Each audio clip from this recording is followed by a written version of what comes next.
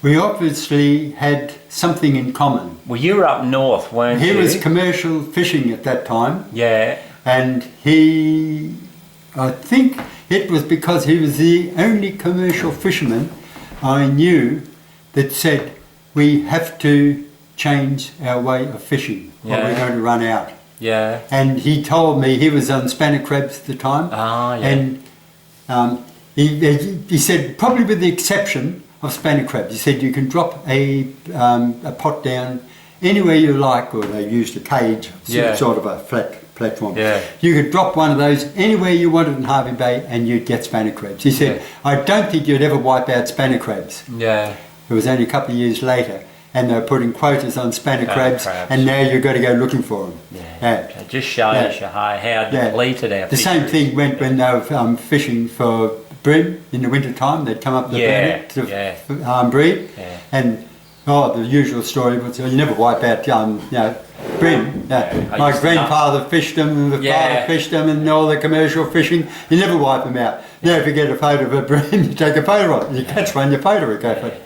So that's how I get to know Bill. Yeah. You came down, you were up north and you came down. I knew Bill before I went north. Oh, before you went north. Oh, and so we would discuss fishing and all the rest, and the fact that it's being abused, and the depletion of bait fish and all the rest. What years would that been in? It had been probably mid-70s to early 80s, in that area. Yeah, from my memory, he was always in the News Mail, doing things and that, So anyway, I decided, long story, but I decided to finish off a boat, go sailing boat, and go sailing up north, which I did.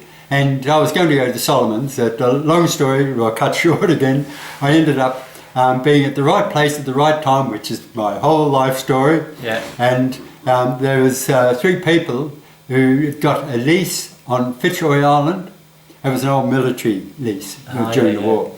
And they were going to grow giant clams for export. They'd put so many back on the reef and so many exporting. And that was, there was about 7, I think, of the giant clam species. But this one was the biggest, Tridacna gigas. And then they, I'm cutting a long story short, they ended up getting back to the smallest of the species, which is the one that there was really the best money in. But a lot of things that more or less mucked that up. But every now and again I would come back to Bundabergs, because I come back, instead of being 12 months, I'd come back in 14 years' time.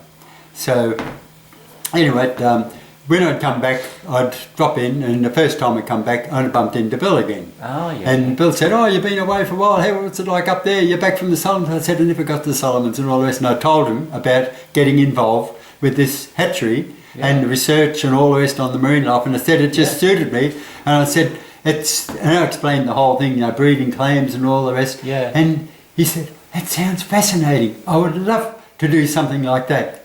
And lo and behold, he did. Rolled up his sleeves and decided he was going to set up a hatchery. He set up a real rough as guts hatchery at the head of the river. And he was doing barramundi, he was doing mud crabs. He couldn't get any assistance from any government thing anywhere. He was working his butt off. He was a natural. He just fell into this thing.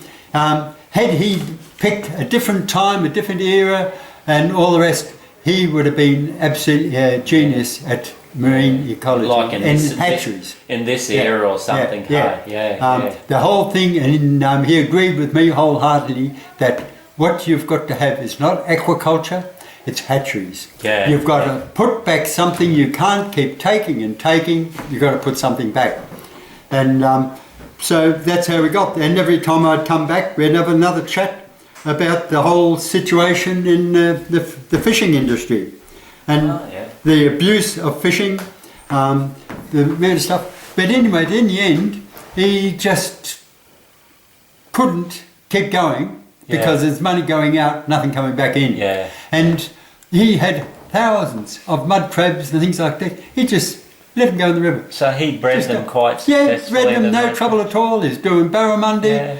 Getting back to, I don't know, Bill and that, but remember you were saying about a guy who was working with you, or you work with him, and he went over about the pearl. Oh yes, yeah. Yeah. So Well, on the clams, we're back on the giant back clam. in bivalve mollusk. Bivalve mollusk. Yeah, mate. that's it. Tell us, that was interesting. Oh, that was because we were working with we got the person that got the brainwave of doing the hatchery. And they were going to make a fortune overnight because, like all marine animals, you get the giant clam hermaphroditic, but it has to have another animal to crossbreed. But they put out sperm and they both put out eggs. But they put out countless millions. 2 clams, if you got 2 clams, bred them up in the right conditions, you could put more clams, young clams, back into the sea than actually exist right now in this point in time. Just from They're just clams. sheer mass of them. They take nothing out of the system. They're filter feeders and sunlight, symbiotic.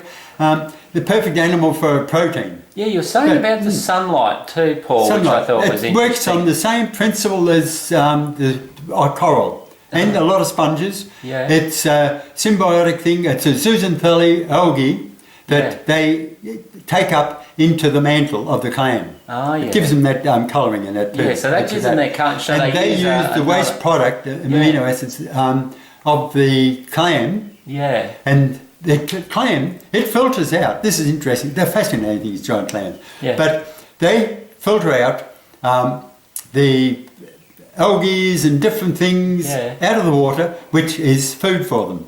In amongst that is your trichodesmium. Zooxanthellae, sorry, trichodesmium is another algae. Zooxanthellae, which they don't use that as a food directly. They don't digest it. They put that through the sinuses and take it out to the outer covering of the mantle, just under the surface. So they can separate that. They can separate it, They know what's what. And so with filter feeding and this zooxanthellae works on sun. That's why clams have got to be in shallow water to get the sunlight. So you cloud the water, you dirty up the reef, and you stuff zooxanthellae. You stuff this whole system. It's got to have sunlight, just like a tree or any plant has to have sunlight. So the algae needs the sunlight. So the algae needs the sunlight. Symbiotic relationship. Its fertilizer for growing is the waste product of the clam. And in return, the clam leaches out part of the amino acids and food that the zooxanthellae produce. And so it's like growing your own vegetable garden on your back. And one feeds the other. And as long as it's got the sunlight to create this cycle, and it has the potential, a bit like the minerals and everything, gets out of the water, calcium for the shell, etc., etc. That all comes into it, and they take nothing out of the system really, and they just grow and grow and grow. They're a fantastic animal. There is no animal in the world that could probably produce so much protein with so little food problems to the rest of the environment. It's natural. You were saying even, Paul, if something fell or something was covering them slightly, that part of the shell that is in the shade actually doesn't get colour in it. So one down at the Franklin's Islands I noticed the first time. It was after a cyclone, and quite a large piece of plate coral broken off, slid down the reef, and it landed over a full-grown clam, giant clam. And I used to go to the dive. That was my favourite little holiday spot. And anyway, so I immediately pulled the coral off, and underneath that was snow white, as white as a piece of paper. And the clam, obviously, this system is very efficient, and that was getting along quite well. All the other side was white, coloured, and it was still working well. Everything was perfect. I come back with it was quite some time. I can't remember the time, but probably be months. And the rest of the clam was full colour right through the whole lot, as though nothing had ever happened. So while the area was shaded, while it was covered and couldn't get sunlight, went white. The zooxanthellae moved out of that area because it couldn't get sunlight. Either died in that area, but more likely moved to the other side where there was sunlight, and got along, and it didn't appear to be detrimental to the clam. Not an amazing animal, isn't it? You know, just another amazing thing on the reef, which we continue to destroy. Now, just and the next thing you're saying with the clams, or summer work, they went to the pearling industry. What happened there? Rich was what we was going to talk about at the start. No, that's cool. No, they're an interesting thing in themselves. They're very fascinating clams. But anyway, we were pushed because the fellow that really had the brainchild on it didn't have the knowledge on how to do it. And he was just one of these whiz-bang, flash in the pan, we can make $1 million out of this with no knowledge of how to do it. But anyway, they did get some spawnings going, and we were mucking around there, but we didn't have enough knowledge. I was interested in the whole thing, fascinated in it, but I wasn't brought up to marine biology. If I had my life over, I'd be a marine biologist. But anyway, so they put in for somebody with a bit of knowledge on bivalve molluscs. So with all the messages come out, a fellow in Tassie was working on oysters.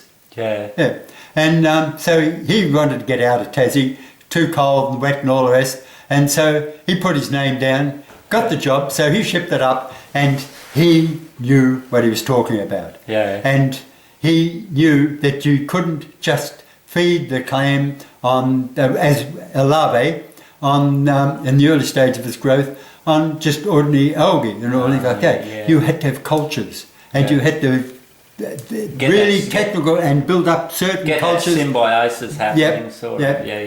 This is not the symbiosis. Now, this algae was to feed the clam. The algae feed. To start when they're feeding young ones. Because when they're very young, they haven't taken up the zooxanthellae. They're just filter feeders. And it's interesting to watch them through a microscope. You see this tiny little dot, and then you see it gets out of shape and squeezing, and bingo, the dot.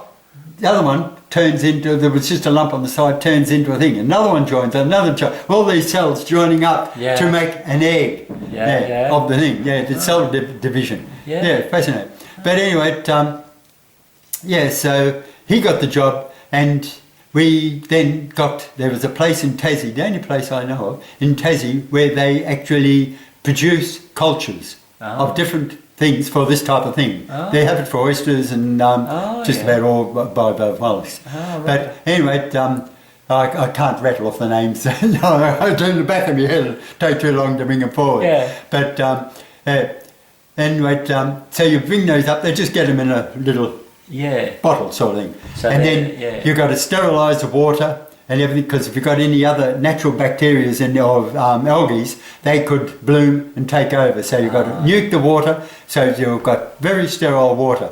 I won't go through too long to go through the natural. And then you put this culture, but you start off with tanks in an air-conditioned area with constant temperature all the same, and you put filtered water in, and you put this culture into it, and you build it up. And when it gets to a certain stage, you empty it into a bigger one, and you just get bigger and bigger until we've got something like 1,000-gallon drums of culture.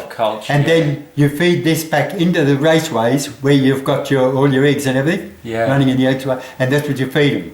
And so you build that up to a stage, and they just keep growing, and then they start to settle out, and they have a small little foot little bisel thread in it, and they attach to the bottom. They can actually move around to find a suitable spot. You normally, once they've got their suitable spot, they're quite happy to stay there forever.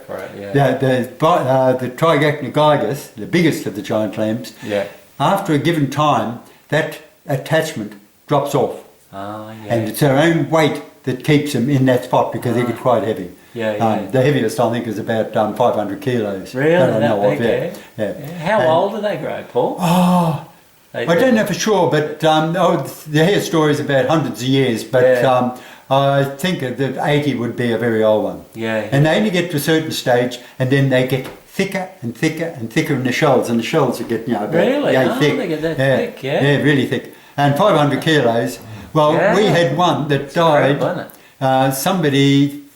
The fellow was going to be charged because we sprung him. We heard the noise, someone knew somebody was in the yard. It was in night time, and he jumped out. They caught the fella, but he wasn't of sound mind. There was something wrong with him, and they took him to court and all the rest, but they said no, he wasn't responsible. But the clam died through having this all this coral rubble stuck in it. And all he said, all I wanted to do was see what they did if you filled them up with coral. Well, it killed it. Anyway, because normally they would, they close up and all the rest.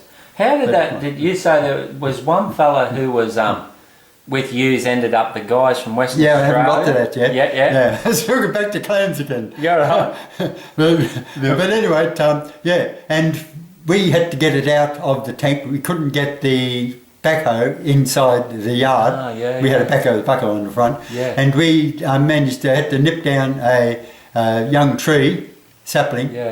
And we had two people on either end of the pole, the big bend in the pole, lifting one half of the shell. And we had to take that out in two halves. We took all the inside out. We dumped that round the other side where the fish ate it, and then we carried the other part, each half, two people on each end of the shaft. So we didn't have scales. On just half of the shell. One half of the shell. Half of the shell, two people. So that gives you an idea of weight. And that doesn't mean that it's a big clam. No. But you hear a lot of people, and we used to have a display area. Where you could go through and see all the different clams and all this and different marine life, and it was really fascinating. And every time there's a lot of school kids we used to take out. Schools, they were fascinated by it. And then you always somebody come up and say, oh yeah, well we've seen bigger clams. We were diving out in the reef one day and all that, and we saw this clam that was 6 foot long. Always 6 foot for some reason. I don't know why the magic 6 foot, but 6 foot long. Tall as a person. Anyway.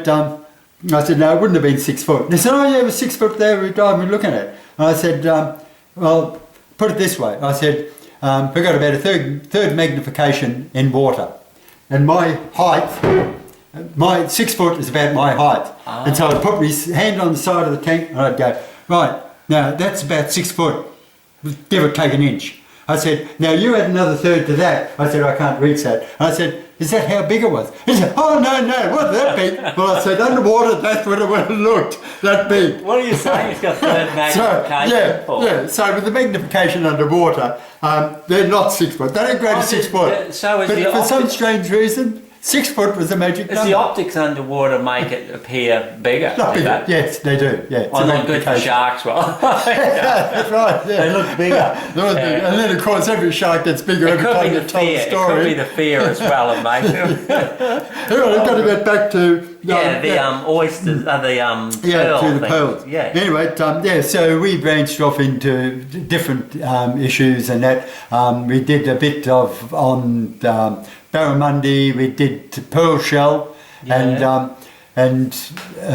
we did the pearls oysters. Are up north of Queensland too, weren't north. they? So they were strip biddable in the old days. They just netting, just trawling. Yeah, they virtually stripped everything out. It's still there, but it's not there. But how far did they come down, Paul? Oh, they're up to all the way up to New Guinea. Yeah, how far they come down? I've come down, they're in Harvey Bay. Oh, really? Yeah. So not many, but there's still a few there. But just the netting is done, is just stripped them. They take a while to grow. And do they like, where they can't produce quicker. Are they like in the sand? Where do they generally live? Well, they don't like to get on they'd rather to be on a more or less harder substrate, because when they're on the sand in heavy weather, they tend to get filled and buried. Yeah.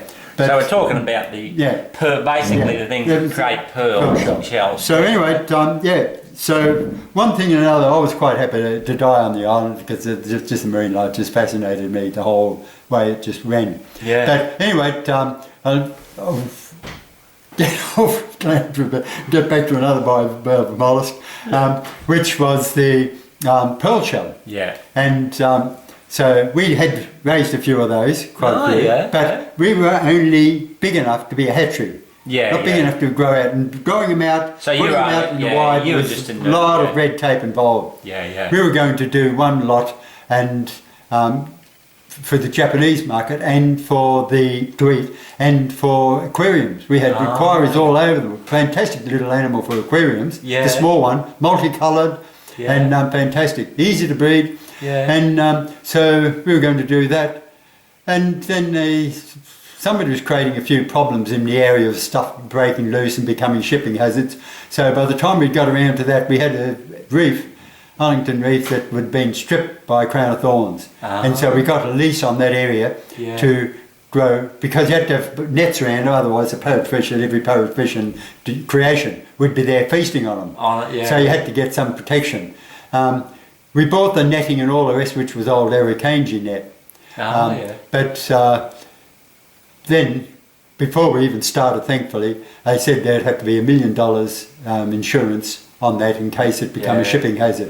We didn't have the $1 million and all the rest, so that folded up. The giant clam folded up. We had a fair bit of stock in the tanks in raceways, and so we were selling off the crochet to all parts of the world, Germany, America, everything, and getting topic, but anyway, don't get off clams. I could stay on clams all day, but little animals. But anyway, the show folded up, sadly, but folded up.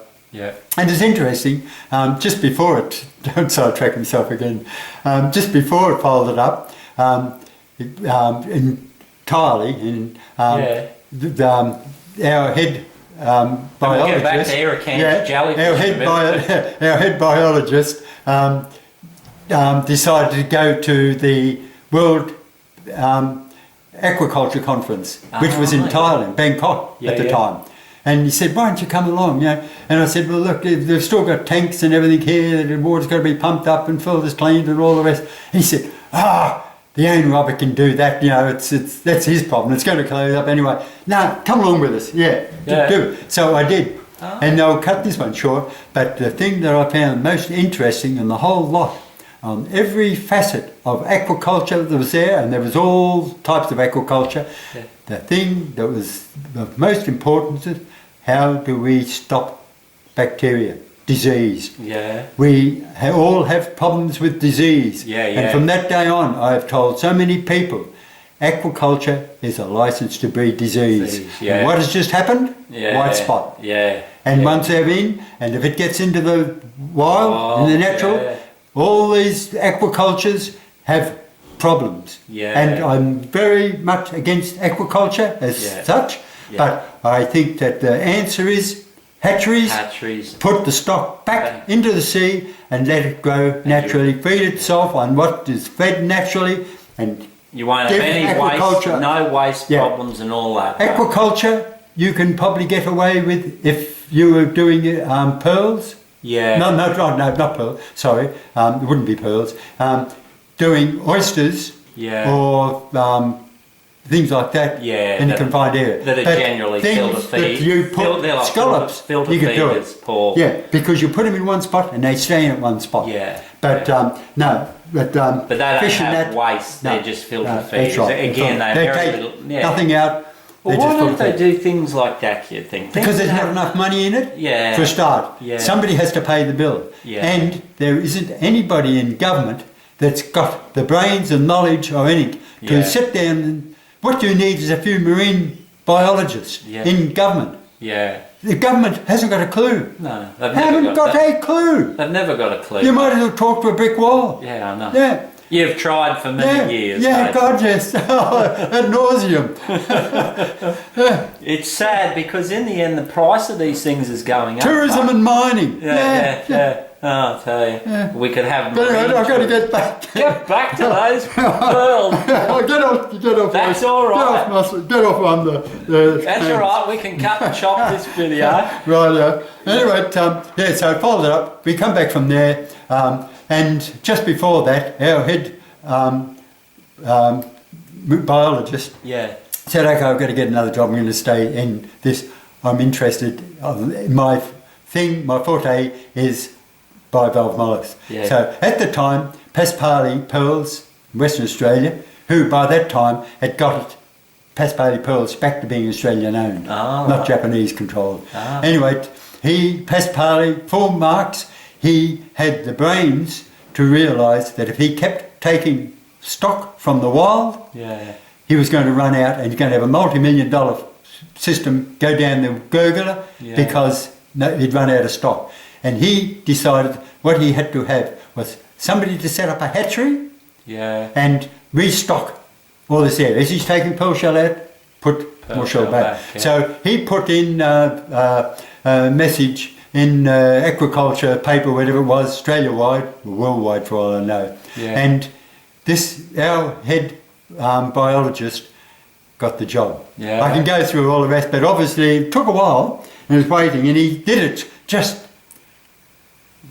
out of sheer frustration because there wasn't that many things open, and he thought, well, there's got to be a hell of a lot of hatcheries and everything, far more wiser than he in their business. But anyway, they obviously went back and checked his background in the hatchery in oysters by Belfast. Oh, because he was from Tasmania originally. And they checked his what he had done on the giant clams, all the species, on the pearl oyster that he had done there, on prawns that he'd done there, just the breeding from hatchery. And anyway, so he got the job. And before he got it, they actually commented and said, well, we will give you the job and all the rest of it, blah, blah, blah, pending further, sort of, paperwork and whatever, but you're our choice. You seem to know what you're talking about. And just by the way, we've got to get a hatchery made. He said, would you have any knowledge in the best way to set up a hatchery? Because nobody knew anything about the thing. This is, rocket science.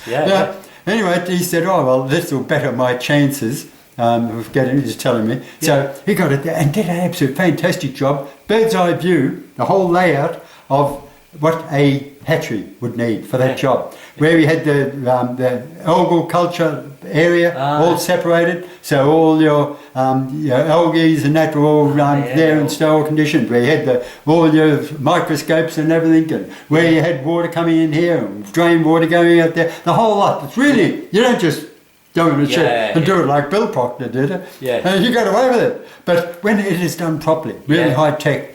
And so he sent this back and to Paspali, and a few weeks went past, and then they got another message from Paspali, and Paspali said, well, this is a hell of a lot cheaper than we were expecting a hatchery to cost, because we were told, it's got to be this, that, and the other thing and all the rest, and so our head biologist, Nick is his name, Nick, call him Nick, and the other fellow was Nick too. What was their names, Paul? Do you remember their surname? Nick Dost was our head biologist. Nick Dost. It was pronounced as in toast, but it's Nick D-O-U. He was Dutch origin, I can't just offhand tell you what, but it's pronounced it's just Dost. Interesting, these but people. Nick was Paspali too, Nick Paspali. But anyway, so. And next thing he comes back and they said, about the cost, this is, are you skimping on anything here? And Nick said, well, you can get deer of this and deer of that and all the rest of it, but they said, this is a working model, it'll work quite well, and it's, and he said, no, we want the best. You design us the best thing. And he said, well, the layout is the best you'll get, because that's got to be the same. The equipment. He said, all the equipment, I can get you better equipment. He said, but we can't afford it where we are, we assume that the rest can't. And he said, no, everything. We want this built, that we don't have to do anything for, I think it was 5-10 years or something like that. It's just going to run out and put out everything we need for that period of time. We don't want to be adding to it to make it bigger and bigger. We want to go in, boots and all, full stop. So they went there and set it up. Then he got the job over there. When he finished up, they went straight over there. It had been finished off, I think, by that time, or close to it. And he went straight in, and they produced pearl shell like you wouldn't believe. They just poured it out. Now, there is a man who's got, well, Nick had the dough. When he left, first off, he bought a property down at near Harvey Bay. Harvey Bay. He was going to do his own hatchery. That's before he went to Paspali. But it just, government, as I said before, they're only interested in tourism and mining. Quick bucks. Quick bucks. This is the There's whole no problem. tomorrow. This is the problem. Don't worry about tomorrow. And so that's why he went over there. But anyway, And did very well, Paul. Yeah, over there, yeah, and did still well. Actually, going. he put the hatchery up when he left. Oh, Yeah, it was after he came back from Broome when, because he didn't want to be bringing up the kids in at Broome. He was married and he had 2 kids. Yeah, yeah. And and he liked Western Australia. He liked Western Australia, but he was no, the East Coast, Queensland was where he wanted to be, and set up his own hatchery so he can do what he likes and all the rest. And I could go and spend a lot of time there, but he was a natural on that game. Isn't it? And it's a bloody shame that he just... If governments... But governments just had a little bit more people like him training, setting things up by... We could just have... We could be the biggest producer of seafood. Good quality, clean seafood, no chemicals, no additives, no nothing, in the world. Big money. We've got the best grow out areas, got probably the cleanest water. Yeah. Well, there's a lot more plastic in it now, but but that worries the bigger animals more than the smaller animals. But it would have been fantastic. It's the scallop business they had here. Yeah. I could spend a lot of time on that too. Yeah. There is no product in the sea like is in bivalve mollusks that has got a turnover of 12 months. And you've got a sellable, no scallop, and I won't say all seafood, but no scallop has a marketable product in 12 months. Yeah. Except the one that is the scallop that is in Harvey Bay naturally. Oh, really? And because the fellow who did it wasn't qualified enough, and there was so many, they could still produce a lot of scallops. Yeah. The scallops don't know how to have sex. Yeah. They don't have to teach them how to do. All you've got to control the predators. The predators and all the rest, and how to raise them and how to feed them when they're young and all the rest. When they're young, you protect them, just like, and then they release. But it's the predators, like you're saying with the big bivalve mollusks. The thing is, they produce millions of babies. The trouble is, like everything in the ocean, it's food. 99% of it. Well, your scallop would be fed, I imagine, in algae when it's small, because I haven't been in and studied those. But the scallop. But they are not, when they grow up, they are not they don't take in zooxanthellae like your sponges, your corals, like your giant clams. Yeah. They are strictly 100% a filter feeder. Just filter feed, and that's but it. You have a marketable product in 12 months. Yeah. It could have been, I've got statistics, I'd have to drag them out and show you what they've used to be and what they are, scallops per square metre or whatever in this bay. Yeah. And they've virtually shredded it. Yeah. Absolutely shredded it. And when they put the scallops out, what they had, and they had a few thousand, might have had a few million, which is small really compared to what you could have trillions. But they had that much trouble trying to find a spot to put them out, and a lot of the public were a problem because they seemed to have this idea that if you put a grow out area on the bottom of the sea somewhere, that it would be taboo from fishing. Yeah. It would make no difference to fishing. You don't catch scallops with a fishing line.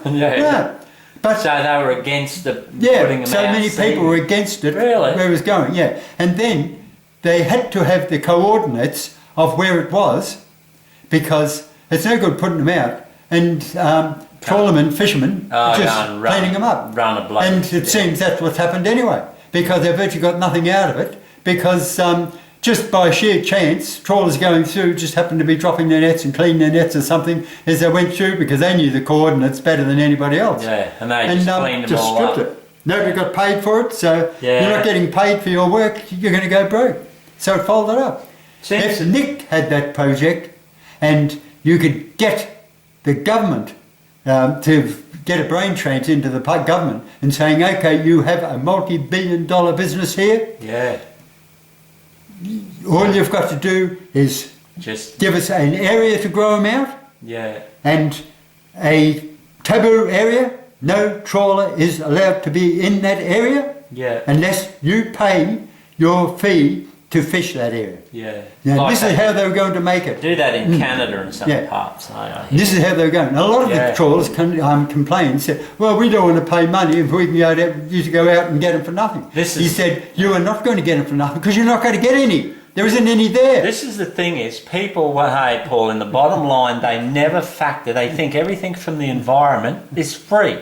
It should be basically a business cost, just like any hay for your cattle or anything, or the paddocks you put your cattle in. They take the oceans for granted. That's right. It's a dumping ground for all their rubbish. Dumping ground. You just keep taking what you want. Take what you want. And it'll keep taking it, and it won't. And here we are. How many years later would that be? What, 30 years, and it's still going, on, isn't it? They still bitch about green zones and.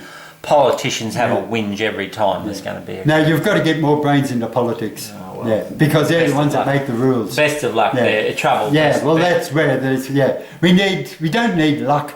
No. Yeah, we need brains. We need people with vision, and the people have got to follow and trust. And this is it. It's about trust. Look, actually, just on something different. Now, you mentioned Irukanji jellyfish. Now, don't get back to clams or you won't get... Well, we'll keep away from the clams. But I think we touched on this once before about Irukanji, because I was interested. How are they? So they've always been around. For the last trillion years, probably. Yeah. But when did when you came up here, how far down were they? They were strictly a tropical jellyfish. Yeah. Only small, only about the size of 5 cents. Very small. Yeah. Are they 5 cents? Some people I thought have said match heads. Is that wrong? I suppose when they were born, they might be a match head. So generally they're 5 cents. Full grown be about 5. The body oh, be really? About 5 cents. So they are a bit bigger. But that's one of the few jellyfish. There's trillions. I've dived and swum through down south, mainly. Yeah. Jellyfish. It's just like a soup. Yeah. Trillions. You get like this, and you get all these tiny little stings because your lips haven't got hair on them. Yeah, your mask covers most of your face, so your lips are tender, and you come out through your core. Yeah. All your lips go numb through those millions of jelly just stinging the lips. So they're pretty benign. Yes. Southern waters. Mixed up in them is a little bit. There's the odd different jellyfish. Jellyfish is a metre across. But they're small, so you can't give a name to them. There's more things in the sea than they've got names for. Generally in the southern waters, they're not as... They're down here now. Yeah. Oh, yeah. But now they've moved down. But the big ones you were saying, when they're a lot down south, where you're from around Melbourne, are they not as dangerous, their stings down there? I very much doubt whether Irukanji would get to... No, but you have different species down there, don't you? Oh, yes. Yeah, but they're generally not as dangerous. You get the blue bottle or Portuguese man of war, as they're named in most countries. They're down there. Right. They're pretty widespread. But up here, how far did you ever believe that Irukanjis were? How far south? Yeah. Well, the first time I come across one was at the island. Fitzroy. And a fellow was we used to have a... So Fitzroy Island to the land lovers? I would say... How far was that from? I would say probably... Rocky somewhere? Townsville. Oh, yeah. Townsville, possibly. I'd say those... Roughly parallel somewhere up there. A bit hard to tell because it's one of these things that... I'll give you an example of how hard it would be to pick it up. This fellow was... they'd come out of the water and... He thought he was having a heart attack. Yeah. And he had trouble breathing and all the rest. I sat him down there, I was down at the time, and he was quite distraught. Anyway, at that time, because there wasn't transport back and forth, and they had just started a resort, they had to have, by law, a first aid flying doctor kit. Lighthouse had one for their use, and the resort had to have one. And they had to have at least 2 people trained to know what it's all about. And everything was numbered. All these different bottles and things, how to do injections, intravenous, etc., and you would contact the flying doctor. And you'd give give the diagnosis of what was wrong. And then they must have been bloody good diagnosticians to do it over the phone. But anyway, in this particular case, to cut the long story short, they gave the symptoms and all the rest, and the fellow at the other end of the phone said, "Oh, that sounds like Irukanji." And I said, "What's Irukanji?" He said, "Jellyfish." I said, "Never heard of it." And he said, "Oh, yeah, it's just a small jellyfish." So, Paul, just to stop, when was this? This would have been in the early 80s, mid-80s. So in the 80s? Yeah, early 80s to mid-80s. Isn't it interesting that someone, it seems a newer thing, even to me, I've never heard, I lived here all my life, but so even back then, 30, nearly 40 years ago. They had no Irukanji nets up. at that time. They came out later. Yeah. When people started to realise what Irukanjis were, that they were very small and that the ordinary net didn't stop them. They just go straight through it. Yeah. So anyway, so he had this problem, and they said, give him a needle of such and such. I wasn't trained for it, some of the other staff were trained for it. Give him so many cc's of bottle 1 or 10 or 9 or whatever the number was on the bottle. Didn't have to know any more. It was designed for... That's clever, isn't it? Yeah. And sit them down in the shade and just calm them down, just pacify them, saying that no, it's just a little stinger and all the rest, and it'll be all right. And when they've relaxed and they got over it, he said then they can go on and do the thing. But anyway, so that happened, and so and he had this. The first thing he said was being stung by a jellyfish, and because blue bottles up there, of course, which can give you a nasty sting, but I got plenty of blue bottle stings. And the box jellies are there, but and I said no, if it was a box jelly, you'd know you come out of the water screaming. I said so it's not that, so it's something else. We couldn't see any signs of a mark or anything. Blue bottles will leave a mark, the rest will leave a mark, but he couldn't find anything. And and he said, it'll be Irukanji, and they're only about 5 cents diameter. And unlike every other jellyfish, or most jellyfish, there is no actual pain in the initial sting. It's the equivalent of a mosquito bite or sea lice or anything like that. You might get bitten if you just go. And it's some 15, 20 minutes later, the effect comes in. 15, 20 minutes later? And it works on the muscles, and you'll find that your muscles, the back of your legs, all start to ache. They go up your back, and the whole back muscles and everything, where most of your muscles are, so you're pretty will get start to ache, and of course you can have difficulty in breathing because it's all muscular and all the rest. And so and he said, but give him an injection and all the rest of it, and sit down, and he'll be right. And he come good, and we told him that it wasn't a heart attack and it was all that, and then he panicked and all this, and to start with. But we found out after, just chatting to him, that he had any other things that like to be a problem. And the flying doctor, to the best of my knowledge, the one that we were talking to, didn't ask the question, but I asked the question, and to him, and he suffered from breathing asthma. He'd had he said the only thing I've ever had wrong with me, he said, is I suffered from asthma and all the rest. And I said, well, that shouldn't have any bearing on it and all the rest. And then it just kept my eyes on this, being interesting to see, and different people, they were getting stung, and some people were getting stung and saying it was the little jellyfish started to be a fashion thing. Everybody got stung with anything. It was Irukanji. And they come out of the water, I've been stung by an Irukanji. If they come out of the water and scream they've been stung by Irukanji, they probably weren't. So anyway, but everybody I know, now I don't know everybody that has ever been stung by Irukanji, but everybody I know that has been stung by an Irukanji that I know had either allergic to different things, this, that, or the other, or asthmatics, which are both the same thing. And I'm inclined to think, and I've mentioned this a few times, that it's perhaps we lived in the water. My job there was underwater, well, part of the time where I wasn't keeping machinery going and tanks and that. We were in the water, we had to clean the shell all the time, we were diving, getting clean. We'd have spent more time in the water there than anybody.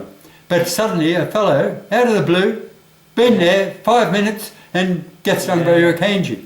And no, I'm quite sure, I'm positive myself, but I can't prove it, that the people who are highly allergic to different things, sensitive, allergy sense, predisposition possibly to possibly the ones that are affected by. Interesting to see whether they've thought that, whether they've how they've gone with research like that, because if you knew that sort of thing, and just like, well, obviously, so, and the effects, as in paralysing you, obviously if that It happened, wasn't paralysing. It was just ache. Just pain. So if you were and swimming, stiffness of the back and all the rest. And so it would give you trouble if you're in the water. You probably wouldn't be able to swim. You'd probably drown. Possibly. No, you'd probably get out of the water as soon as you start to feel uncomfortable. Yeah, but if you were out in deep because water, it didn't hit bang like that. No, but if you were, I guess, so that'd be the thing. If you were out in deeper water and you got hit, and there are a lot of people out in deep. Well, I don't know whether the Irukanji is a coastal animal. It might be something that just sits offshore.